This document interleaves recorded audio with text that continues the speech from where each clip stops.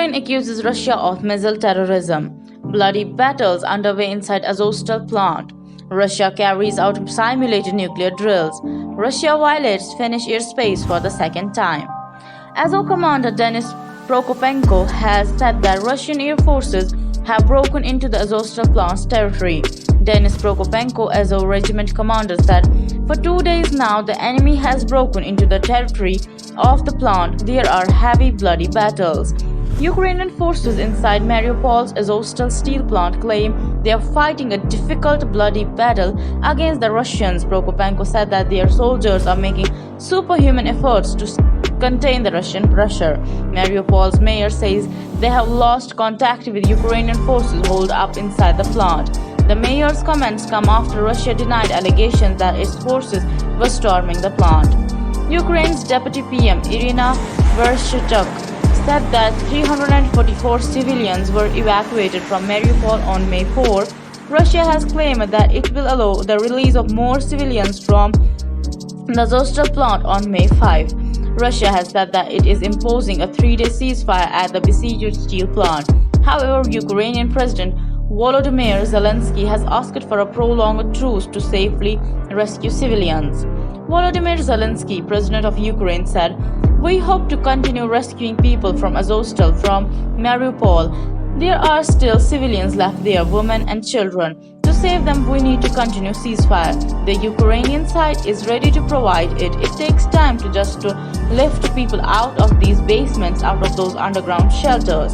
Ukrainian officials say that some 200 civilians and a group of Ukrainian fighters are still holed up in the plant's bunkers. Meanwhile, Ukraine's general staff has said that Russian forces have continued to attack the eastern part of the country.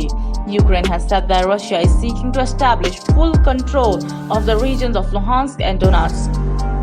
Luhansk regional governor claims that 2 people have died in the last 24 hours and whole region is under fire. Meanwhile, Ukrainian officials have found bodies of another 20 civilians in the past 24 hours in the Kyiv region. Kyiv regional police said that bodies were found in Borodyanka, which is around 25 kilometers away from Bucha. Meanwhile, Ukrainian Foreign Minister Dmytro has accused Russia of missile terrorism. In a tweet, Kuleba said that another barrage of Russian missiles rained down on peaceful Ukrainian cities. Russian missiles reportedly hit the cities of Kyiv, Dnipro, Zaporizhzhia, and Cherkasy. Kremlin official visits Mariupol. Meanwhile, former Russian PM Sergei Kiriyenko visited the besieged Ukrainian city of Mariupol, which is nearly entirely occupied by Russian forces. Donetsk separatist leader Denis Pushilin confirmed the Kremlin official's visit. Kiriyenko, who is the deputy chief of staff in Putin's office, is reportedly in Mariupol for the preparations of the military parade. Ukraine has accused Russia of planning to hold a military parade in the captured city of Mariupol on May 9. No ceasefire deal without Russian withdrawal, says Zelensky. Zelensky has said his country will not accept a deal that would allow Russian troops to remain in occupied territory. Zelensky described his 3-stage plan to fight the Russian forces and fully restore Ukraine's territorial integrity. The Ukrainian president also said that his country will not accept a frozen conflict. Zelensky emphasized that Putin must have to negotiate any deal to end the fighting. Meanwhile, Zelensky said he spoke to Israeli PM Naftali Bennett and discussed Russia's scandalous remarks about Hitler. The Ukrainian president said that the comments by Russian Foreign Minister Sergei Lavrov had outraged the entire world. Lavrov had said that Hitler had Jewish origins, a comment that Israel called an unforgivable falsehood. Russia holds simulated nuclear-capable strike. Russian Defense Ministry has said its forces had practiced in western enclave of Kaliningrad.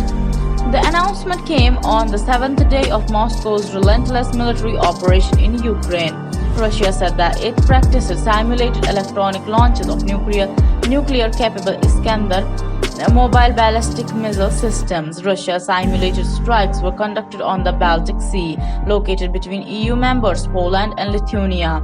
Russia said that its units also practiced actions in conditions of radiation and chemical contamination.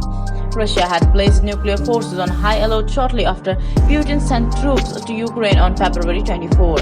Recently, Putin warned of a lightning-fast retaliation if the West directly intervenes in the Ukraine conflict. White House claims Russia has already lost the war.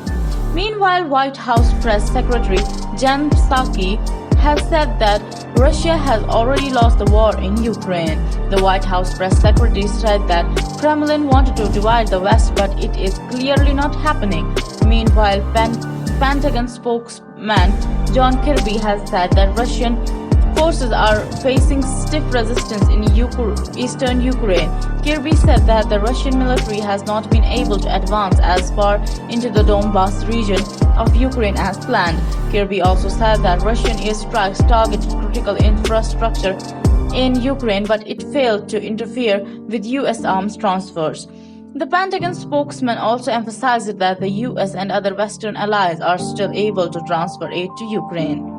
Finland says Russia violated its airspace.